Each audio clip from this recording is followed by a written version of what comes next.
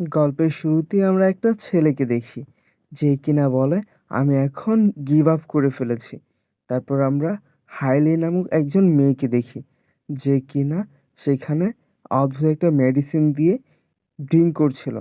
তখন সে সেই ড্রিঙ্কটা খাচ্ছিল আর বলছিল আজকে আমি উইন হব, তার মন জিততে। তখন সেখানে সাইরাস চলে আসে। তখন সে সাইরাসের কাছে চলে আসে আর তার সাথে রোমান্স করতে চায়, কিন্তু সাইরাস তাকে প্রথমে না বললেও পরবর্তীতে সে তাকে কিস করতেই গেলে একজনের ফোন আসলে সে চলে যায়। সেইখানে হাইলেই তাকে চলে যেতে মানা করলেও সে সেখান থেকে চলে যায়।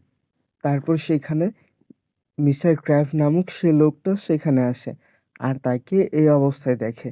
সে দেখতে পায় হাইলেই লাভ পোশন খেয়েছে আর সে ক্র্যাবকে জড়িয়ে ধরে আর তাকে কিস করে আর তাকে সাইরাস বলে ডাকছিল।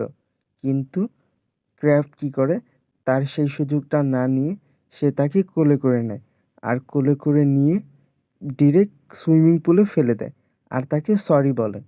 তখন রেগে গিয়ে হাইলাই তাকেও পানির ভিতরে টেনে নেয় আর তারা দুইজনেই ভিজে যায়। তারপর তাদের হসপিটালে দেখা যায়। সেখানে সাইরাস হাইলাইকে মানানোর জন্য আসে, কিন্তু হাইলাই তার গায়ে পানি মেরে দেয় আর বলে যে আমি তোমাকে কোনোদিনই বিশ্বাস করব না।